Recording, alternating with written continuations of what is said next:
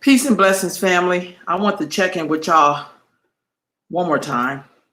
Hold on, I'm about to get some crazy feedback.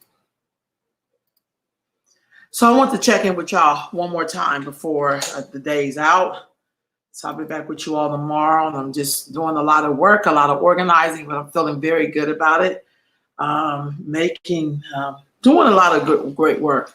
And I'm so grateful to my ancestors for the opportunity to be able to do the kind of work that I'm doing right now. So I'm feeling really, really good. If I just had to be very honest, I'm feeling very good. I'm feeling very hopeful.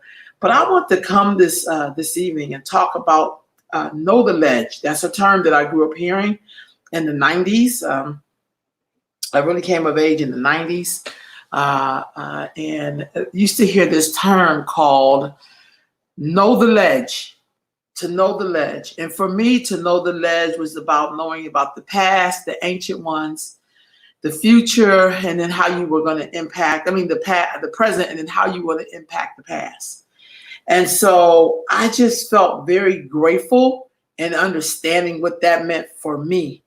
And so a couple of days ago, I found a old diskette. It's kind of funny. I don't know if y'all remember these. But it's when you used to have like the little floppy disk and it looked like this. My camera's right here. So it looks like this. And then you put the little disc in here because it still have this little silver thing on it.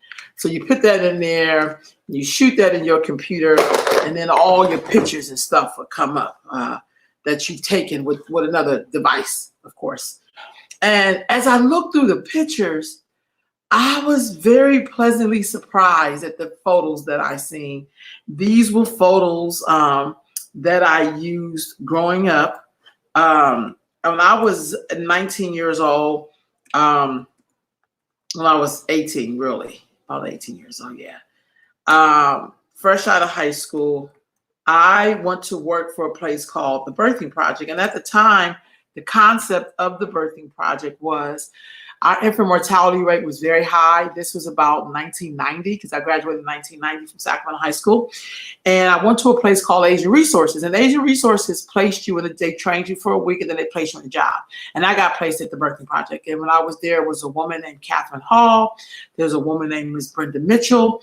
I met sister friend Betty Hurd. And what the mission that they were doing with the grant that they had received from the Sierra Health Foundation, I think his name was Lynn McCannis, was to basically help with to lower the infant mortality rate. My then boss, Catherine Hall, had the idea of matching up a community volunteer with a pregnant or parenting woman, and thus advocating for her, being with her while she's pregnant, will help to lower that infant mortality rate, because even though we knew there were all of these factors, which some people have whole careers and jobs on now, but then Catherine was a fiscal administrator for the state and she wrote this grant, and then they funded her for so many years, and she had the idea to build a clinic, and then we built the clinic. So we did some awesome stuff. But the reason why I'm bringing this up is that I didn't get my learning from a college. I didn't get my learning from out of books in terms of people's ideas and intellectualism. I got a lot of my ideas and a lot of my work ethics in terms of my adulthood, because of course I get this from my mom, of course, May, oh my God. But in terms of when a group of women get together, we do amazing things. And so that picture on the side was a retreat. So I was always the person recording, taking pictures. But this happened for me in my 20s. When I was 18 years old, I went to work for them. I worked with them for 25 years. And what I learned from them was not just to have ideas, but to make the ideas happen. We would go up to Dillon Beach. We would have meetings at people's houses.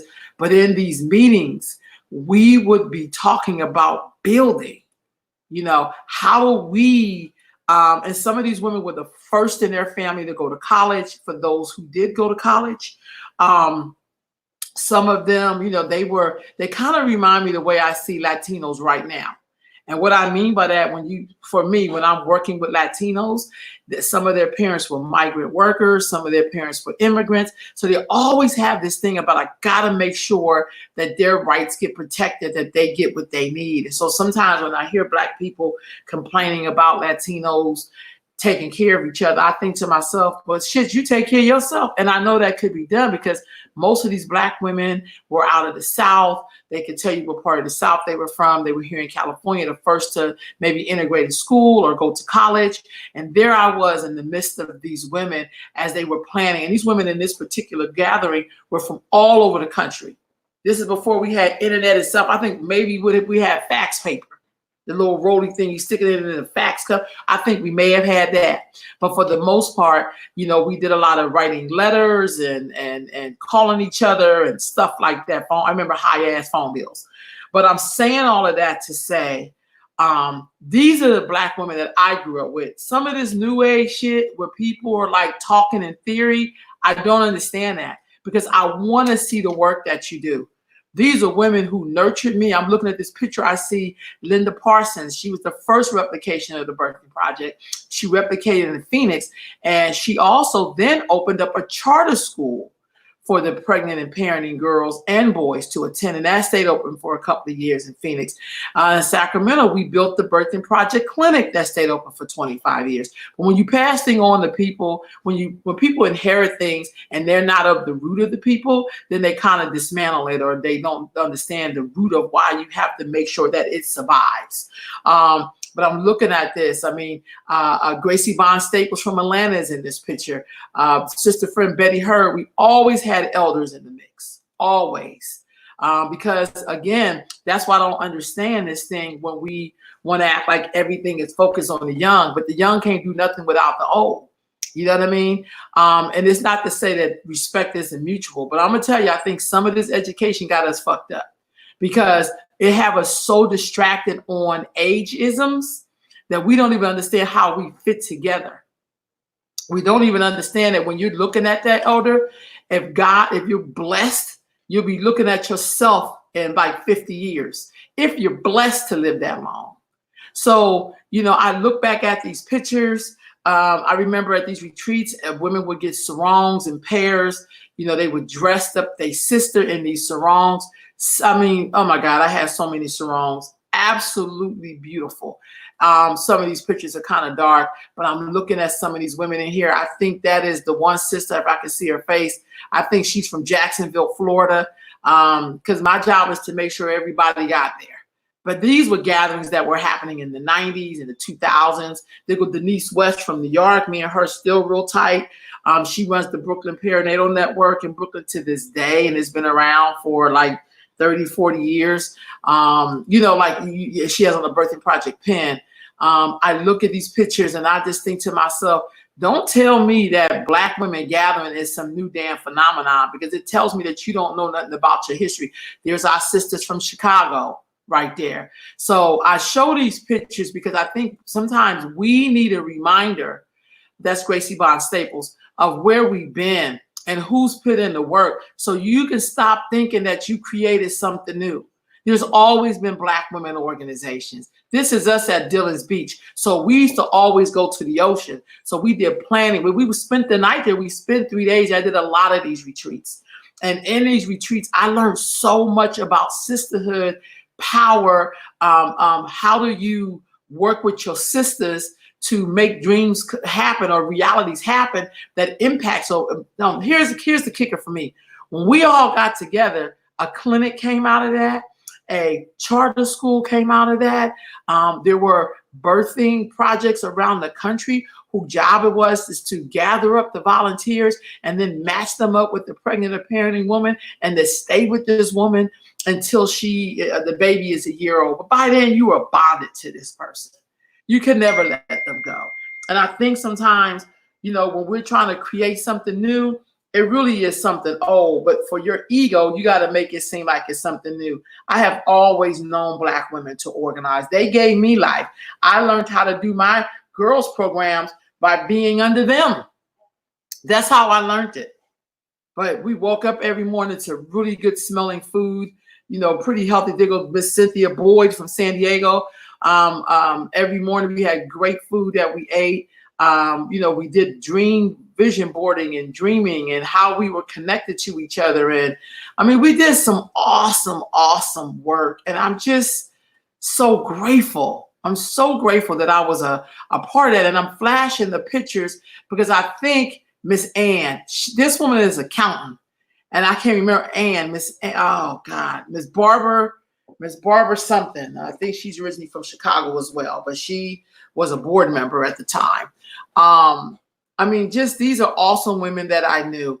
Judge Lytle, blessed memory. She was another person, dear sister friend, who shares the same birthday as Dr. King. She always let us remind. She also was a teacher back in the 50s, and she talked about how she always fought for Black children. See, it's being connected to that past that really helps you to stand firm in the present so you can make some real impact in the future. So we don't be going into the future just as confused and behind the 8 ball and always behind because we refuse to know our history. So we don't think we just made some shit up. I always tell people I ain't make up none of this. I am a continuum.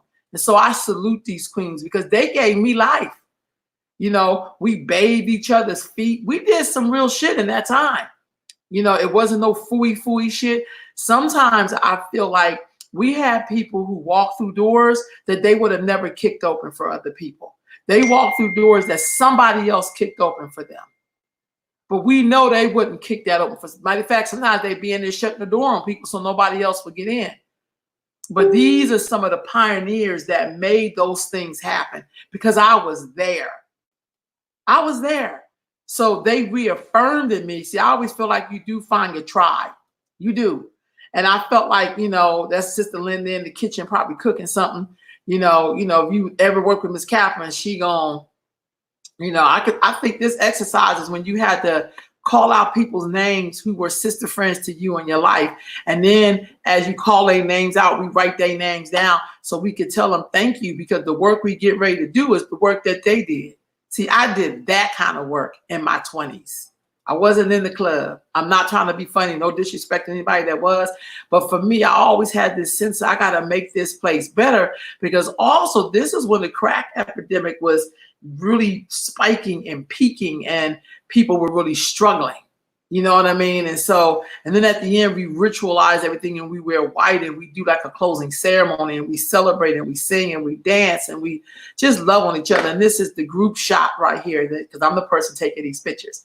And I remember it so well. And I think this could have been like maybe an executive meeting or something from people across the country as we were planning our next steps in this journey. Because the first conference we did was in 1996, I believe. In San Diego. And I know I have those pictures around here somewhere. And we, had people take pictures in their pairs. And it was awesome. And we got a chance to and then we went on to the beach. And now that right there is the ocean. And we left our prayer arrows. And if anybody know what prayer arrows are, I got to tell you, it's a way for you to concentrate on your prayer, put them on a stick along with our rainbow colors, because all the colors have meaning. And then you pray and then you go out in the water if you can, and you stick it down in the water and in the mud. And then that's supposed to take your prayers out into the universe. And all of these things are symbolic things, y'all. It's symbolic. Somebody has told us that the things that were our ancestors that they used when they had nothing, that it didn't mean anything, but it absolutely means something. And we got to remember those people who paved the way. It just seemed like it was more of them then than now. For me, this is me. Even though I'm 48, I feel much older because I've always been with the older women getting to work. And I think in these pictures, you're taking these pictures, I had to be in my 20s. And most of these women in here were in their 40s at the time. Maybe 1 or 2 were probably the same age as me. They were somebody's assistant because I was somebody's assistant. But I learned so much.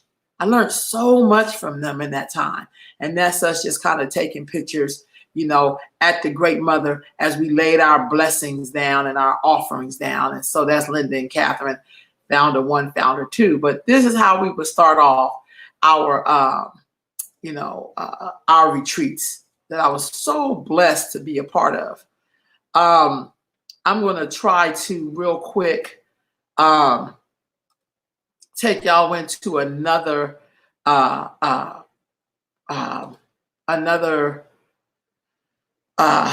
book here, if I can get this thing straight. Y'all give me a minute. And let me tell you why I'm showing these, because I think some of us really think that we invented something. And really you haven't. You are just a part of a continuum. When people, reference me as Mama Ro, which is great, I love it. I'm so okay with that. It's an honor. Actually, it's an honor. But I always think about, wow, I only can be who I am because of who these people were to me in my life. The Birthing Project Sister Friends meeting. Because sometimes you could walk past a place now and not even know the history of what was really there. I know that feeling, the times that I've been in, say, Oakland, and walked past certain people, didn't even know the Panthers were there, or didn't even know, on the East Coast, that the Garvey Ice building used to be here. Or you gotta know your history. You gotta know it. You just can't be floating along believing in conspiracies without knowing the histories. Do you understand what I'm saying? I just feel like that's why I'm coming tonight showing y'all. I gotta show some of y'all, because I was a part of such awesome stuff like this. Because I'm gonna show these some things that even I did, but it came out of being a part of these gatherings. Here we are starting off a sister friend meeting. This is right downtown Sacramento.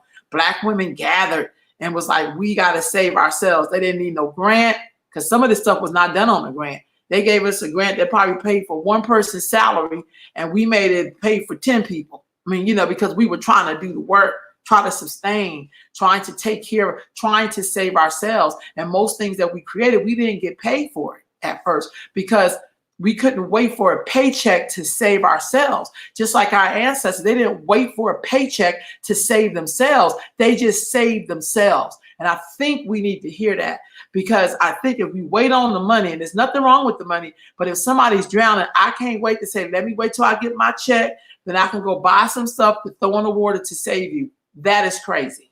So I watched these women. See, some of them had other jobs, but their commitment to Black people, to Black babies, to Black life, to Black women, to the givers of civilization was incredible. And I felt so blessed to be a part of that circle as a young woman. So my idea of sisterhood didn't come out of a book. My idea of sisterhood came from my mom. My idea of sisterhood came from my sisters. My idea of sisterhood came from women in my community that loved on me, that nurtured me, that showed me the way.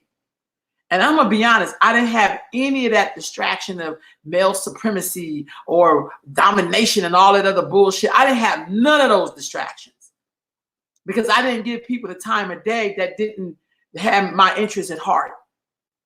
I didn't have to pit up with doggish ass men. That's why I was in the nation for 2 seconds. No disrespect anybody in the nation, but that wasn't my tribe. And I almost knew immediately, and I got the hell out of there. But some people needed to be in the nation. I just was not one of them. Some people need to be in a sorority. That's great. Not my stats. I'm a part of the people who are builders, who know that when you're gone and at the end, somebody's going to say, let me show you what Mama Ro did, because that's why I'm on the mission I'm on, because she was on the mission she was on. So I was always present at these meetings. That's Miss Catherine doing libation as we open up our circle, and she's explaining it. And there are women sitting there. They all come, these women who all stood up to be sister friends, to go through a training. Why they want to be a sister friend, what they're looking to get. Diggle, Sister Faye Kennedy, who's one of the founding members of the Birthing Project. She was a part of that first, this is the shit people don't be knowing. She was a part of the first group of women who stood up with Catherine and said, I would be a sister friend because I want to save my people. Because as Black women, if our babies are dying, that means we're dying. And she was one of the first ones who stood up with Catherine. She was part of that 9 women who stood up with Catherine to form the Birthing Project. And so I always salute her. She asked me for something, I'll be like, yes, ma'am, like immediately. Because for me, I have a history. This ain't no new jack shit. This ain't something I learned about her in the last 10 years. I go by your deeds. What are you doing? I don't care about you just taking care of yourself. Are you helping other people? That's what I look at. And I remember Sister Faye. That's how I remember her, honestly. And to me, she still looks the same today. She's just a little older, There's some more sisters here. And I don't remember everybody. I'm not going to lie. But they would, this is like a bunch that was trained that night. And they all got matched up with pregnant women. Sound familiar? And to be their shepherd, if you will, go to their doctor's appointments, you know, make sure that they get their medical care done, make sure that they, you know, if they have a question for the doctor, or help them to work past the bureaucracy. If you go to the doctor and the doctor trying to get you out the place like in 5 minutes and you haven't asked your question, your sister friend job is to be like, hold on, let me show you how to stop him and get what you came to get. That's what I'm talking about. And that's a little different, family. That's a little bit different than you do it now because it's your job. And no disrespect, because this was the model that created all the jobs you see people having these days. If you are a culture broker, if you are a community social worker, whatever you want to call it, it was these type of programs. This is just the one I was a part of that made your job possible, because there weren't jobs like this because I was there. Most people were trying to get on at the state. We had all of these nonprofits, to be very honest with you, in Sacramento, because the regular businesses, the state and the county, nobody was going to them because they did not feel safe. And even if the face was black, they still didn't feel safe. Ain't that something?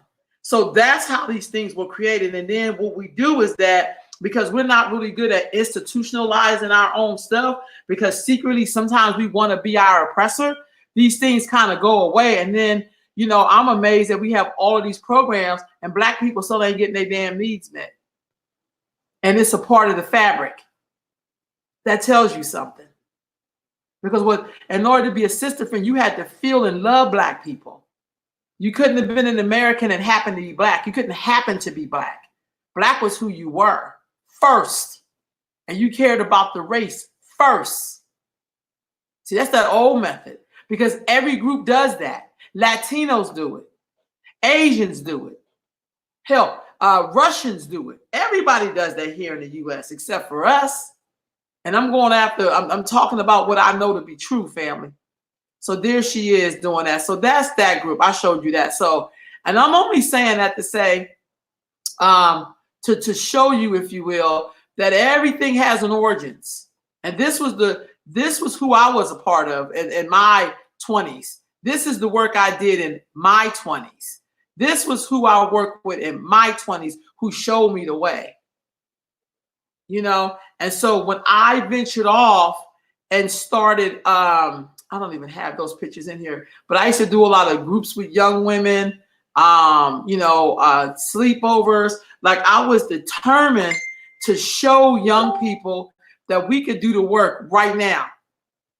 Right now. You don't have to be 50 doing your work. You can work on your wound issues right now. Because that's what these women gave me, to be honest with you. They gave me the gift of, you can take care of this right now. You don't have to conceive in your womb with the pain of things you experience. You can take care of that right now. And that's what they taught me. That's why it's nothing for me to, I would do summer camp every year.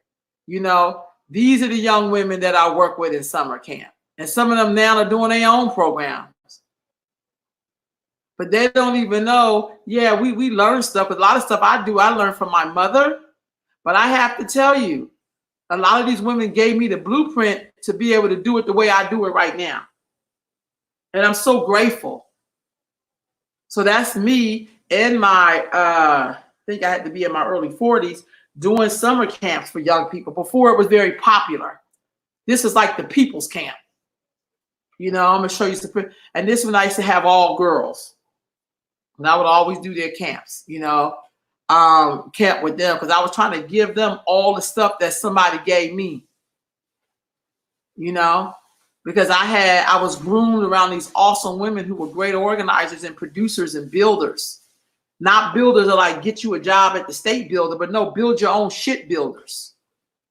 That's who I was rolling with. And they gave that to me as such a gift. And then it was the time that I did summer camp. And ours used to be Monday through Thursday, and Fridays was a staff day. And this camp was staffed by young people, but helped along with older people who helped the young people do the curriculum. And our job was to be there supporting. We just didn't leave them out hanging like that. Like, we shared with them the blueprint but we didn't leave them hanging. We was right there with them in case they needed something else. That was our job. That's how you build community. And it's on my heart to say this to people, because I think when you try to criticize your ancestors or older people, let's do a checklist. I didn't have none of the stuff that you have access to. We ain't had a super media highway and all that kind of internet and all that. We had none of that. We had over 250 kids in this camp, and I did every last home visit. Because in order to sign your kid up for camp, I had to visit your house, sit and talk to your parent or guardian, so they knew where your child was coming. And we provided transportation and healthy food. Some of the food was organic. These are some of the young men that was there. I just love taking. These are some young women now who, some of them now are seniors in high school. But they learned about sisterhood and brotherhood. This is a brother who came and did a drumming class. Look at this. Because see, I'm a child of the 70s. And I remember black folks in my community, I'm from North Philadelphia, coming together and teaching us how to do drill team and all that kind of stuff. I remember people being accountable for us on the block. You shouldn't have to wait on the government to fund this kind of shit. If it's important to you and your community, you make it happen. Same way you make it happen to go to a concert. Same way you make it happen to be turned up. Same way you make it happen to go to a concert for some tickets for people who would never give you a job, sweeping their damn floor. You make it happen. This is me amongst the young women and some of their classes talking and sharing, because that's all I did. You know, the energy that gave me to sit amongst young people like that, they were breathing more life into me than I probably was into them. Because they let me know this is what it means to sit amongst the village. Some of us don't even understand that concept. So even if you go to Africa, you don't even understand what it means to be in the village. Some of us, not all of us, but some of us. There's work in that. You know, I had to go find the money for that. But see, I watched my ex-boss find the money for all the stuff she did. So I understood the investment. I have young people who was a part of this camp who come back and tell me that's the work they doing. You know, seeing young people playing the park again. There was a time when young people wasn't feeling the park. So I think we like to forget about that crack era, because these are like the grandchildren of those people. These young ladies here now, they're young adults, these young ladies right here. But seeing them make hearts, they had these little people that I learned from a 5-year-old person that I think it was in New Orleans somewhere, taught me how to make hearts, like a little person, but it's a heart. And I taught them because they taught me. And this is them having their beating class, doing the hand clap games. Because some of them didn't come up with that. That was stuff I learned in my youth. Those are things I learned.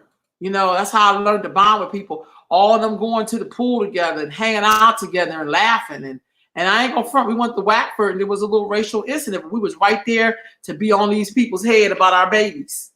See, I ain't never seen nobody protecting black children the way we did when we went out. They wasn't used to that. See, I grew up like that. I grew up in a community where the whole block, we shut it down. You know, people respected our children because we respected our children. And again, I'm just going to have to be honest. The government shit don't mean nothing if the people ain't running it. It just don't mean nothing. Look at these young sisters together. Bonds forever. And behind them, y'all don't know that, but that's an ancestral altar that was always in the room. Always.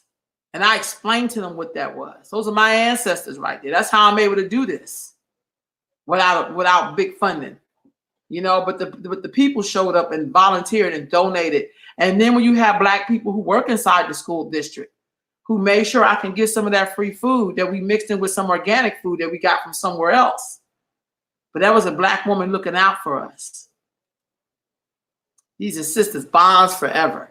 Like, man, we did such impactful work at the camp.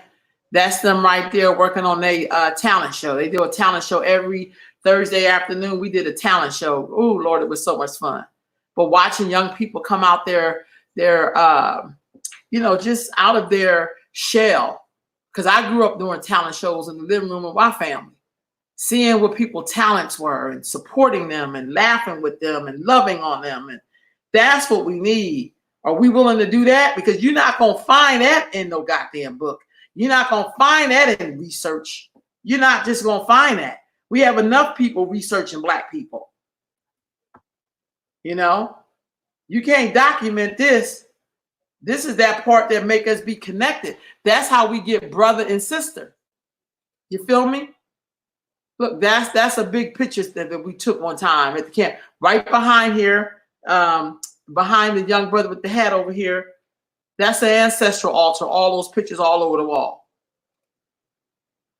Look at this. That's them all at the park. I love these pictures. That's us at the talent show every Thursday afternoon. We did a talent, and they had a big dance, and it was just that brother Keon right there. He used to be exhausted, but we all was. And the kids were like, "Man, wish you had this on Friday." And we'd be like, "No, we gotta start doing our lesson plans on Friday." And the key was that we had young people running their different classes. We prepared every meal. Look at this. This is Mr. Withrow. This was a man who was my teacher in high school. He was my nephew's teacher in high school. He came, and we would always have these elders come to share stories with young people. And he was what we call the middle-aged rapper. You know, he would always rap you in the class. He's sharing that with the kids. And some of them were just amazed. This was the cultural center I had at that time. This can be done, family. This can be done. That's me right there in the front. You know, they go the boys, they on like a little field trip. They all grown now. They go another group shot, you know. They go the girls just acting their natural selves. That's the talent show. So they will all sit around and everybody would get up and do their thing. We had so much fun on these talent shows. That's us taking some of the girls taking a tour and boys of Sac City, you know, college. There they are again. You know, I think this was when they were going to they learned fencing at this camp. They learned fencing. You're going to see that in a minute. That's them again at Sac City College. That's how they would be, you know, I think these are the older kids in this group here. And there they are learning about self-defense classes. This is young people were learning at our camp. We came up, all these people volunteered their time to come in and share with our kids. Self-defense. There's another man coming. I think this is Mr. Mack talking to me, and again, it's a story time, learning from your elder. How many of y'all had this kind of experience? Because I did in the 70s, and I could have been no more than 7 or 9 or 8. There they go learning fencing. These young brothers was very good. The guy who taught the class was a master fencer. Look at this. These are some other young ladies in the park. They all grown now. They're young adults now. They're like 21, 20. So, you know, look at this. This the fencer sitting down talking to the class that he taught while he was there. Then we taught this game about how do we support each other with this ball. This was so funny, but it was really good exercise and also a good example in how do you communicate without using your hands. That was a really, really good. That's me in there coming into class, checking in with the kids. Because I had to always come in. I think that's the facilitator in there. But this was the summer camp. And that's my nephew Chavez. He came in and he was our driver because he drove school bus at the time. And so he was off in the summer. So he was my van driver. There we are at our Friday meetings. When I got them some girls. These are young people mostly here and some of the young men here. And they were going over our lesson plans. So they were learning how to do lesson plans. And a lot of the girls that's in this picture all end up going to college, and some of them already got their degrees and stuff. Ain't that something? But this is where they started, right here, working on their lesson plans. And there are the girls doing that same exercise.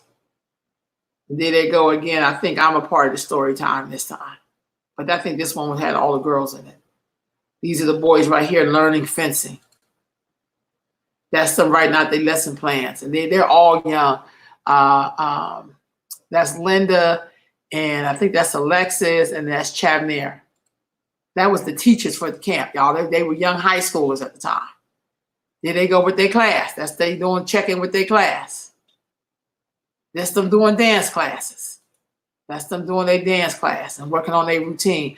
They're doing some kind of science project that a brother came in and taught them. You know, Then they go in Sankofa Hall with Brother Keon. This was our organic salad bar. Then they go eating salad. These are our kids eating salad, y'all, at lunchtime at camp. Then they all go bowling. We always did an activity every week. This time it was bowling.